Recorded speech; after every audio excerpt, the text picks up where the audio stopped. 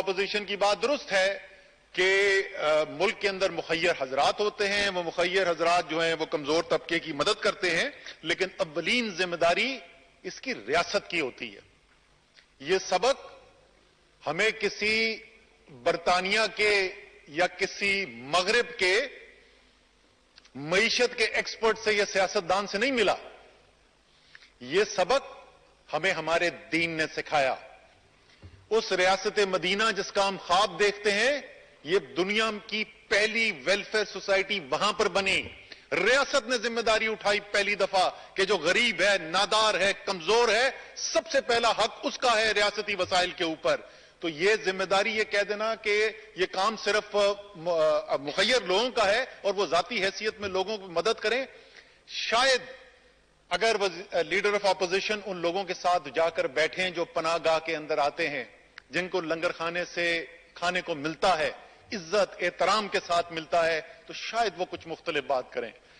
और क्योंकि एक जाती यकीन है वजीर आजम का, इसलिए ये मुझे बड़ा फख्र है इस बात के ऊपर जो मैं आपको बताने जा रहा हूं कि प्राइम मिनिस्टर सेक्रेटेरिएट और प्राइम मिनिस्टर हाउस के अखराजात में 108 करोड़ रुपए सालाना की कमी करके ये काम किए जा रहे हैं।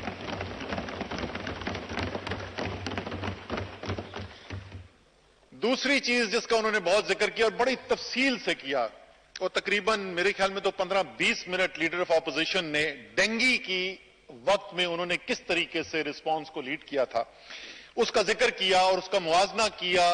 कोविड जब आया, कोरोना जब आया, तो हमारी हुकूमत ने क्या किया। बसद एहतराम लीडर ऑफ ऑपोजिशन के फर्क इसी से जाहिर है कि लीडर ऑफ ऑपोजिशन को अपने ऐवान के अंदर खड़े होकर 20 मिनट तक यह बताना पड़ा कि उन्होंने डेंगी के वक्त क्या किया था। कोरोना में हुकूमत पाकिस्तान ने जो काम किया, स्पीकर साहब, उसकी गवाही कौन देता है। लैरी समर्स, अमेरिका का former finance minister, Barack Obama का चीफ इकोनॉमिक एडवाइजर, कहता है कि अगर अमेरिका ने पाकिस्तान की तरह कोरोना का मुकाबला किया होता तो खरबों डॉलर बचाता अमेरिका। बिल गेट्स, दुनिया का कामयाब तरीन बिजनेसमैन, ये कहता है कि पाकिस्तान से सीखना चाहिए, भारत नाकाम हो गया, पाकिस्तान कामयाब हुआ इस दफा के अंदर। आलमी सेहत का इदारा वर्ल्ड हेल्थ ऑर्गेनाइजेशन कहती है दुनिया में 5 मुल्क हैं जिनसे सीख सकती है दुनिया कि कोरोना का दिफा कैसे किया जाता है। पाकिस्तान उन 5 में से एक है। वर्ल्ड इकोनॉमिक फोरम कहता है 7 ममालिक ऐसे हैं जिन्होंने कोरोना आने के बाद अपनी मईशत में ऐसे इकदाम किए जो दुनिया के लिए मिसाल है और दुनिया सीख सकती है उनसे, और पाकिस्तान उसमें से एक है। मैं ये सारी आपको थोड़ी और तफसील आपको बताऊंगा, लेकिन ये मैं जात के लिए नहीं कह रहा। ये वो तो ये कह रहे थे कि अगर हम होते तो ये इतना अच्छा हम काम करते।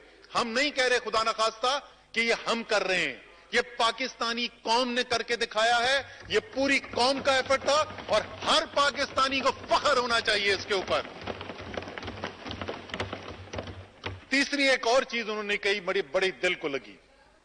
शायद ये एक ऐसा नुक्ता था जो बुनियाद बनी कि क्यों मैं अपनी जिंदगी में अच्छी भली जिंदगी गुजार रहा था।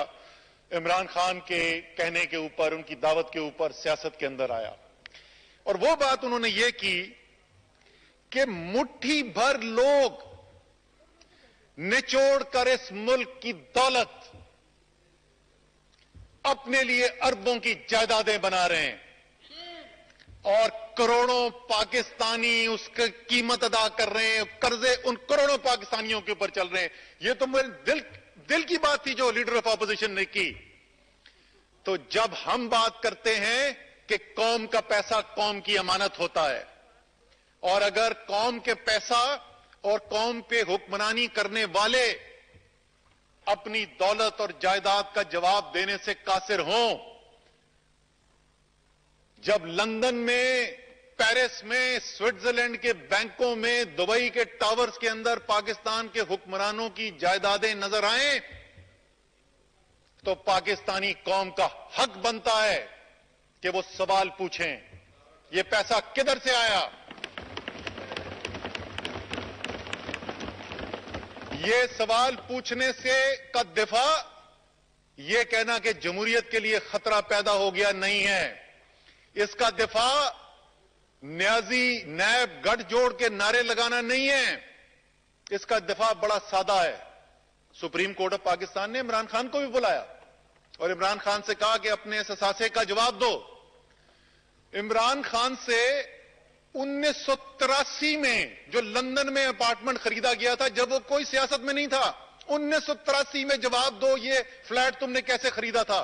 इमरान खान ने उसके जवाब में ये नहीं कहा कि मेरे खिलाफ साजिश हो रही है, उसने ये नहीं कहा कि मुझे सवाल के पीछे बूटों की चाप नजर आ रही है, सुनाई दे रही है। वो गए, अपना रिकॉर्ड लेके सुप्रीम कोर्ट के सामने रख दिया और सुप्रीम कोर्ट ने गवाही दी कि यह शख्स सादिक भी है और अमीन भी है।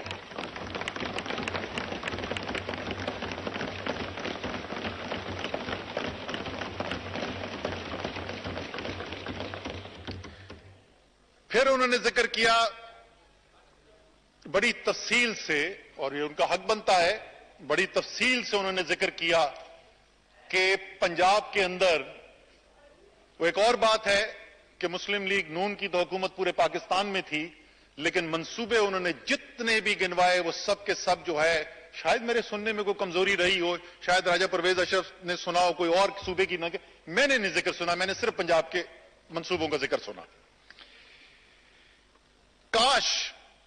काश वो भी ये करते कि जिस तरीके से इमरान खान ने उन लोगों के लिए जो कैंसर का इलाज रखने की सकत नहीं रखते, जो अमेरिका और बर्तानिया जाकर अपना इलाज नहीं करवा सकते, उनके लिए एक पाकिस्तान में एक इदारा बनाया। और जिस दिन यह सूरत हाल पैदा हुई कि 2013, और मैं उस वक्त लाहौर में, मैं तो उनकी गाड़ी में था साथ, जिस वक्त हम हॉस्पिटल जा रहे थे, जिस वक्त डॉक्टर्स को यह नहीं पता था कि जिंदगी और मौत की कश्मकश में कामयाब होंगे या नहीं होंगे, और उनको मशवरा दिया गया कि आपके लिए एयर एम्बुलेंस का हम इंतजाम करते हैं और एयर एम्बुलेंस से आपको अमेरिका बर्तानिया वहां ले जाते हैं इलाज करने के लिए। उन्होंने कहा नहीं, मैं इसी अस्पताल में जहां गरीब तरीन पाकिस्तानी का इलाज होता है, मैं यही करवाऊंगा।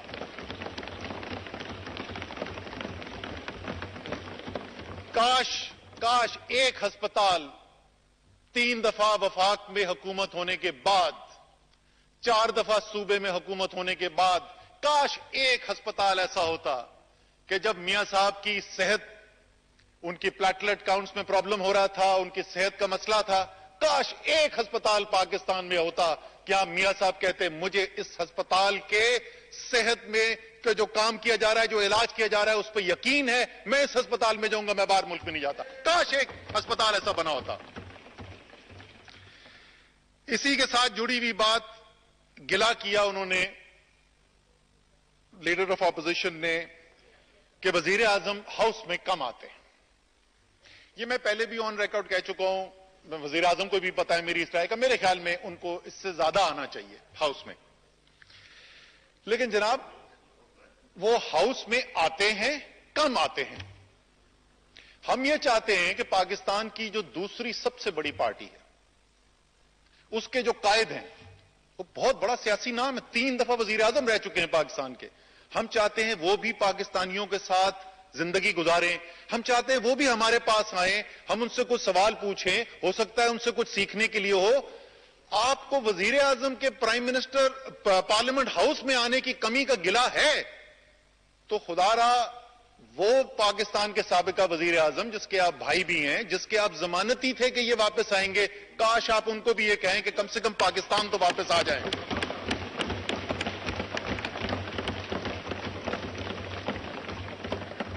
आखिरी 2 चीजें जिनकी मैं बात करूंगा जी, उसके बाद मैं अपनी तकरीर के ऊपर आऊंगा, मईशत के ऊपर। खैबर पख्तूनख्वा की काफी बात की गई और उन्होंने कहा कि अगर हमें खैबर पख्तूनख्वा दिया होता तो हम खैबर पख्तूनख्वा की तकदीर बदल देते। शायद लीडर ऑफ ऑपोजिशन को याद नहीं रहा या उन्होंने किसी ने याद नहीं दिलाया, मुस्लिम लीग नून की हुकूमत रह चुकी है खैबर पख्तूनख्वा में, एएनपी की भी हुकूमत रही है, जेयूआई जमात इस्लामी की भी हुकूमत रही है, खैबर पख्तूनख्वा के अवाम आजाद फैसले करने वाले अवाम हैं। उनको कारकर्दगी पसंद नहीं आती तो वो किसी के नारों के पीछे वोट नहीं डालते। कारकर्दगी करोगे तो वोट मिलेगा, कारकर्दगी नहीं करोगे तो बाहर। मैं कुछ तशबीह देने वाला था, चले मैं वो नहीं देता, खैर पार्लिमानी हो जाएगा, लेकिन नहीं कर सके कारकर्दगी। मौका मिला, नहीं कर सके कारकर्दगी। खैबर पख्तूनख्वा के अवाम ने बाहर कर दिया, फारिग कर दिया। जब तहरीके इंसाफ की हुकूमत आई तो यही तकरीरें उस वक्त भी होती थी। बड़े बड़े सियासी तज्जियाकार पूछते थे, हमारे अच्छे खैरख्वाह पूछते थे, 2.5 साल 3 साल गुजर गए, असद मान जाओ फारिग हो गए खैबर पख्तूनख्वा में। अच्छा भाई, हमें तो अवाम खैबर पख्तूनख्वा के कुछ और कहते हैं। मुझे याद है एक दफा मैं बनी गाला था तो मैं वजीर आजम से, उस खान साहब कहते थे, हम खान साहब से बात कर रहा था तो मैंने कहा जी मैं जो आवाज जो आ रही है ना खैबर पख्तूनख्वा से, वर्कर हमारा नाराज है, क्योंकि हम तो सिर्फ मेरिट की बात करते हैं। वर्कर हमारा नाराज है, वोटर खुश है। और वो वोटर ऐसा खुश हुआ कि वो वोटर जिसने आज तक किसी हुकूमत को दोबारा इलेक्ट नहीं किया था, 2/3 अक्सरियत के साथ उसी हुकूमत को वापस लेके आया। सब लोग ऐवान में बैठने वाले जमहूरियत पर यकीन रखने वाले लोग हैं, वोट को इज्जत दो का नारा लगाने वाले दो लोग हैं। तो मेरी दरखास्त ये होगी, बड़ी बसत एहतराम दरखास्त ये होगी कि खैबर पख्तूनख्वा के अवाम ने जो वोट डाला है उसको इज्जत दें और मान जाए ये बात कि जैसी कारकर्दगी खैबर पख्तूनख्वा के अंदर तहरीके इंसाफ की हुकूमत, परवेज खट्टक की हुकूमत ने करके दिखाई, ऐसी खैबर पख्तूनख्वा की तारीख में कभी नहीं हुआ था। आखिरी चीज जी, LNG प्लांट्स के ऊपर बड़ी तफसील से बात की गई, बड़े डॉलर सेंट और ये वो बताए गए। मैं अवाम के लिए आसान में टेक्निकलिटी के अंदर नहीं जाता, अवाम सुन रहे हैं, उनको हम टेक्निकल चीजों के अंदर नहीं घुमाते। बड़ी सादा सी बात है। स्पीकर साहब मुझे ये बताएं कि अगर ये इतने सस्ते प्लांट, इतने एफिशिएंट प्लांट थे, तो कानून के अंदर ये तरमीम क्यों करनी पड़ी कि चाहे इस प्लांट से, इन LNG प्लांट से बिजली सस्ती पैदा हो या महंगी पैदा हो? चले मैं थोड़ा सा 1 मिनट लगा देता हूं। एक निजाम है हमारे यहां, उसको कहते हैं मेरिट ऑर्डर। मेरिट ऑर्डर सिर्फ सादा सी बात यह करता है कि जो भी आपका प्लांट, बिजली का कारखाना जो भी सबसे सस्ती बिजली बनाएगा, सबसे पहले वहां से बिजली तरसील की जाएगी ताकि पाकिस्तान के अवाम को सबसे सस्ती बिजली मिल सके। और जो महंगे होते हैं उनमें बाद में बारी आती है। कानून के अंदर तरमीम की गई, कानून में लिखा गया कि ये LNG के जो प्लांट्स हैं ये मस्ट रन प्लांट हैं। मस्ट रन यानी चाहे जितना भी महंगा हो आपने इन्हीं को चलाना है। अगर ये इतने एफिशिएंट प्लांट थे तो ये कानून में तरमीम की जरूरत क्या थी? मैं आपको बताता हूं तरमीम में क्यों जरूरत थी। सर, हमने वो कानून बदल दिया है, हम वो बोझ पाकिस्तान के अवाम पर नहीं डालने देंगे। उस फैसले के अंदर अगले 2 साल की हमने कैलकुलेशन करा के देखी, 2.5 साल की, हाँ उमर, 2.5 साल की कैलकुलेशन करा के देखी। सिर्फ 2.5 साल के अंदर पाकिस्तान के बिजली के सारिफ को इन महंगे प्लांट से बिजली मजबूरन ना खरीदने की वजह से 140 अरब रुपए का फायदा होगा। 140 अरब रुपए यह टीका लग रहा था। वो थर्मल एफिशिएंसी के बारे में हम सब डिस्कस कर सकते हैं, लेकिन इस बात का सादा सवाल का जवाब जरूर हमें चाहिए। इसके बाद सर हम आते हैं अपनी जो मईशत के ऊपर बात करने के लिए। एक बहुत बड़ा तफसीली हिस्सा इसके अंदर यह था कि दूध और शहद की नहरें बह रही थी, चारों तरफ हरियाली थी, पाकिस्तान तरक्की की राह पर तेजी से चल रहा था। तो सबसे पहले तो एक स्पीकर साहब छोटा सा वाकया आपको मैं बताता हूं। यह है बात आखिरी बजट की। मुस्लिम लीग की हुकूमत खत्म होने में हफ्ते बचे हैं। यह शुरू की बात नहीं है, यह हफ्ते बचे हैं। क्योंकि मक्सी साहब हफ्ते बचे हैं। असद उमर ऑपोजिशन के MNA, उधर पीछे में बैक बेंचर होता था, उधर से खड़ा हुआ एक तकरीर की मैंने, और मैंने कहा कि मईशत की ये हालत है और ये जखायर इतनी तेजी से गिर रहे हैं जरे मुबादला के कि the Titanic is about to hit the iceberg. Titanic दुनिया की सबसे बड़ी समुद्री जहाज था जी, वो समुद्री जहाज अल्लाह ताला जो है गुरूर को बड़ी जल्दी डुबोता है जी। तो उन्होंने कहा कि ये अनसिंकेबल है, ये डूब ही नहीं सकता जहाज। तो पहली सफर पे वो निकला, आइसबर्ग को उसने हिट किया, बर्फानी तोदे को, और वो डूब गया। तो मैंने उसी की मिसाल दी कि पाकिस्तान की मईशत की इस वक्त यह हालत है, ये हमारी मईशत जो है वो टाइटैनिक की तरह बर्फानी तोदे से टकरा के डूबने वाली है। सर इधर ही फ्लोर पे खड़े हुए, यहीं पे जहां पे मैं खड़ा हूं, उस वक्त के वजीर खजाना जनाब मिफ्ता इस्माइल, और यकीन रखिए स्पीकर साहब, मिफ्ता इस्माइल का तहरीक इंसाफ से कोई ताल्लुक नहीं। मिफ्ता इस्माइल साहब ने खड़े होकर कहा, ये वीडियो मौजूद है, टीवी पे दिखाई जा चुकी है, बारहा दिखाई जा चुकी है, अगर किसी को कॉपी चाहिए तो मैं फिर दे दूंगा। ये मुस्लिम लीग नून की हुकूमत खत्म होने में हफ्ते रह गए।